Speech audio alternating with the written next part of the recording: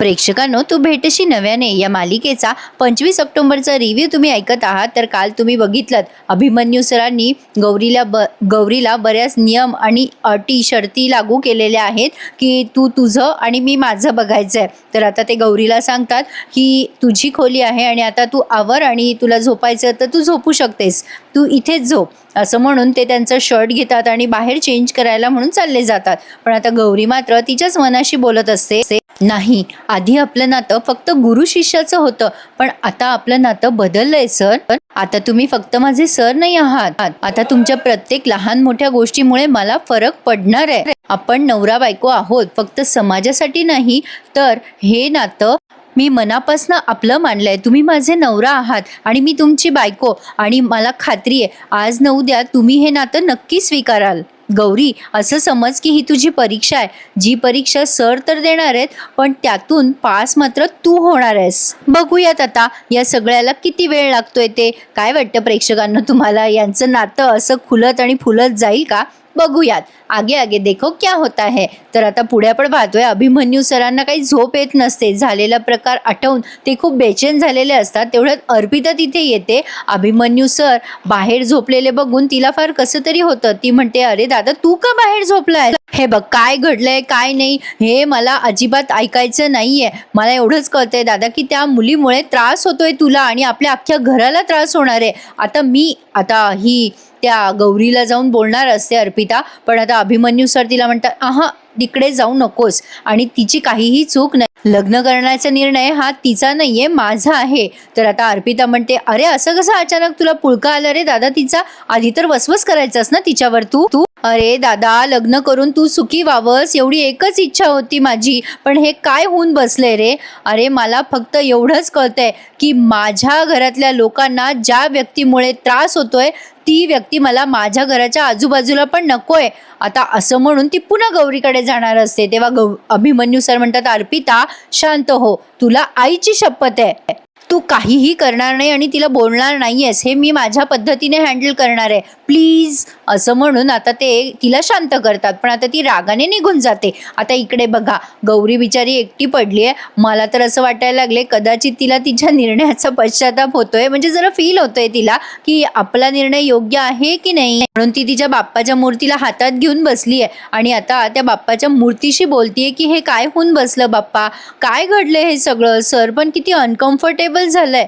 बाप्पा, हे दान तू माझ्या पदरात टाकलेस ते मी स्वीकारलंय. मला माहिती आहे यातनं काहीतरी तू चांगलंच करणार आहेस.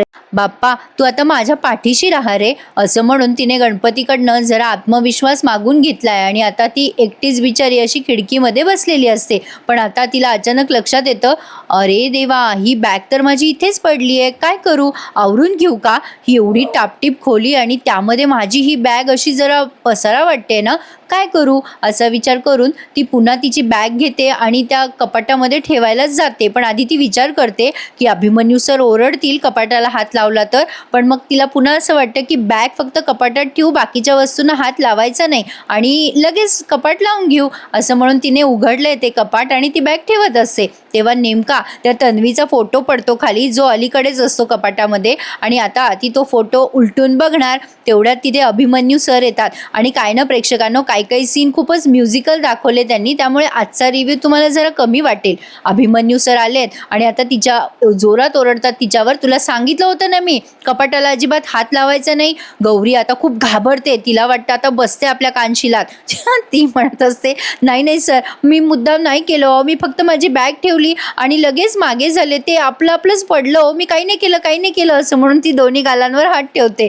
अरे देवा. आणि अभिमन्यू सर तिचा पचका करतात, म्हणजे ते काय करतात, तिच्या खालचं ते अंथरूण पांघरूण असतं ना ते ओढतात आणि आता तिच्याकडे बघतात. ही म्हणते, सर अहो बाहेर कशाला झोपताय तुम्ही? मी झोपते हवं तर बाहेर, ही तुमची खोली आहे ना. पण आता अभिमन्यू सर तिच्याशी काही बोलत नाही बरं का. आता काही न बोलता चुपचाप निघून जातात. आता गौरी विचार करते, अरे देवा. गणपती बाप्पाच्या मूर्तीला ती पुन्हा बोलते, बाप्पा, हे जे काही घडते ते योग्य घडतंय ना रे, मी तुझ्या भरोशावर आले बरं का आता इथे. असं म्हणून ती जरा टेन्शनमध्ये झाली आता, म्हणून म्हटलं की कदाचित तिला पश्चाताप होत असावा. असो, काय आहे ना प्रेक्षकांनो, मुलीला म्हणजे स्त्रीला देवाने वरदानच दिलेलं असतं दुसऱ्या घरामध्ये जाऊन ॲडजस्ट करायचं, आणि खरंच स्त्री ते खूप चांगल्या प्रकारे करते. असो, या विषयावर बोललं तर फार रिव्ह्यूला वेळ लागेल आपल्या.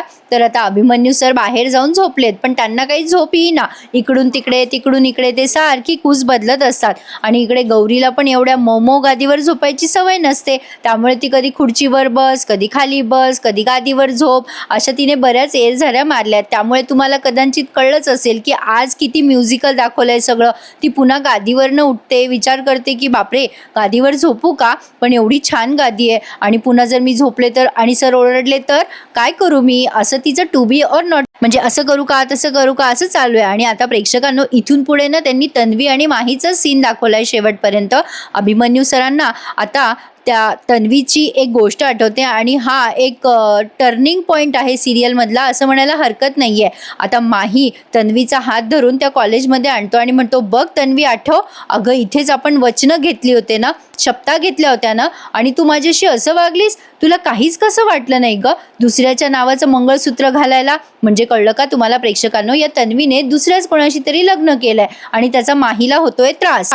माही तिला जाब विचारत असतो, का अशी वागलीस ग तन्वी माझ्याशी, मी माझं आयुष्य तुझ्या नावाने केलं होतं आणि तू तुझं नाव बदलून माझ्यासमोर उभी आहेस, का केलंस असं. माही रडत असतो, तन्वी तू माझा एवढा मोठा विश्वासघात नाही करू शकत, का केलंस तू असं. त्यावर ही तन्वी असं बोलते की का नाही करू शकत मी असं तुझ्यासोबत, अरे तू तर असं बोलतोय जसं काही आपली एंगेजमेंट झाली आणि मी दुसऱ्याशी लग्न केलं.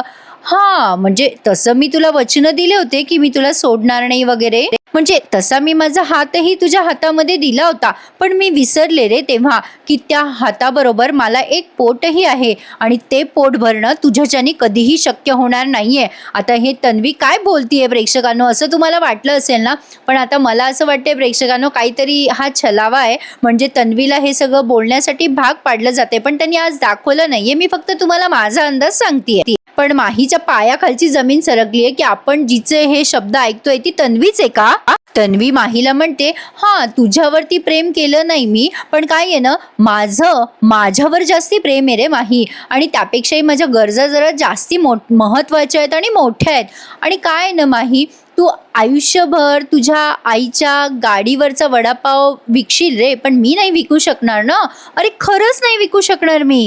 तू हुशार आहेस, कदाचित तू पुढे जाऊन कमवशील सुद्धा, पण माझ्या गरजा भागवण्या इतकं तू नाही कमवू शकत रे.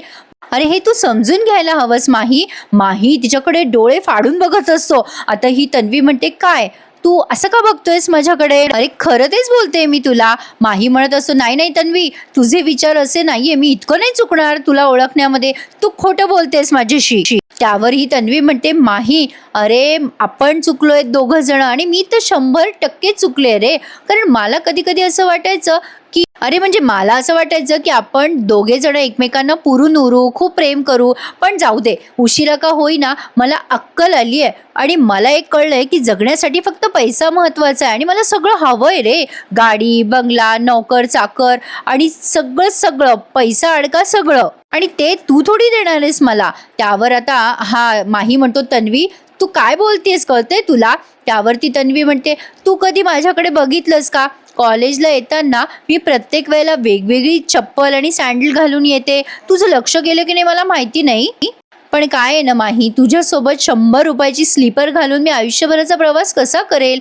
माझं तुझ्यावरचं प्रेम वगैरे ते होतं रे थोडं खरं, पण काय आहे ना, नंतर माझ्या एक गोष्ट लक्षात आली की मला आयुष्यभर तुझ्या त्या 2 खोल्यांमध्ये भांडी घासत नाही बसायचंय. म्हणजे तुझ्या कानांना खूप त्रास होत असेल हे सगळं ऐकायला, पण हे सगळं खरं आहे. मला असं भविष्य नकोय तुझ्यासोबत. मला माझ्या आयुष्यात पैसा हवाय, आणि काय आहे ना, मी लहानपणापासून जशी जगली आहे ना, तसं आयुष्य तू कितीही खस्ता खाल्ल्यात ना तरी मला नाही देऊ शकणार.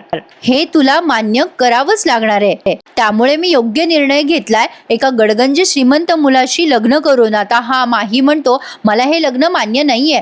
आता तन्वी म्हणते, तू काय करणार आहेस आता. काहीच नाही, तुला मान्य असो की नसो हे लग्न झालंय. आणि आता ती मंगळसूत्र दाखवते त्याला, आणि म्हणते की तुला आता हे मान्य करावंच लागेल की ही आपली शेवटची भेट आहे, आता मी तुला परत कधीच नाही भेटणार. माही म्हणतो, तन्वी अगं ऐक ना ग माझं. पण आता ही तन्वी म्हणते, प्लीज माही, तू प्लीज स्वतःची काळजी घे. आणि कसं आहे ना, माझं तर नवीन आयुष्य सुरू होणार आहे, पण तू एकटा पडशील, त्यामुळे प्लीज झालं गेलेलं सगळं विसर. म्हणजे आपल्यामध्ये जे काही झाले ते सगळं विसरून जा. शक्य झालं ना तर इथल्या प्रॅक्टिस हॉलमध्ये कधीच येऊ नकोस, त्यामुळे तुलाच त्रास होईल. माझ्यातनं बाहेर पड माही, सगळं विसरून जा. माझ्यातनं जितका लवकर तू बाहेर पडशील तितका तू लवकर मोकळा होशील. आणि आता तन्वी माहीचा हात हातात घेऊन म्हणते, अभिमन्यू राजशिर्के, काळजी घे, बाय. आणि असं म्हणून तिने त्याचा हात आता झटकून टाकलाय. आणि प्रेक्षकांनो, ती आठवण या अभिमन्यू सरांना आठवतीये आणि त्यामुळे ते खूप डिस्टर्ब झालेत. पण माझा असा अंदाज आहे की 100% हे तन्वीने जे काही केलंय ते माहीच्या सुखासाठी केलं असणार आहे, कारण तन्वीचं माहीवर तितकंच प्रेम होतं. काय म्हणता प्रेक्षकांनो, काय वाटतं तुम्हाला? कमेंट करून नक्की सांगा. आणि काल जो प्रोमो आपण बघितला होता तो त्यांनी पुन्हा आज दाखवलाय की अभिमन्यू सर योगा करत असतात आणि ही गौरी येऊन त्यांना विचारते, काही होते का तुम्हाला? आणि देवाला म्हणते, देवा असा कसा नवरा दिलास तू? आता या दोघांची खट्याळ संसाराची सुरुवात आपल्याला बघायला मिळणार. बघूयात पुढे काय काय घडतंय ते. प्रेक्षकांनो, आता भेटूयात सोमवारी. आता आपली भेट थेट सोमवारीच होणार आहे, कारण उद्या या मालिकेचा रिव्ह्यू नसतो. तर आता तोपर्यंत माझ्या चॅनलला मात्र सबस्क्राईब करून ठेवा. आणि माझ्या कुठल्या कुठल्या मैत्रिणींचे दिवाळीचे फराळ झालेत मला कमेंट करून नक्की सांगा. माझी तर अजून सुरुवात पण झालेली नाहीये. असो, नेहमीप्रमाणे आजचा भाग आवडल्यास लाईक, शेअर, सबस्क्राईब करा आणि बयो ऐका थोड्याच वेळात. धन्यवाद.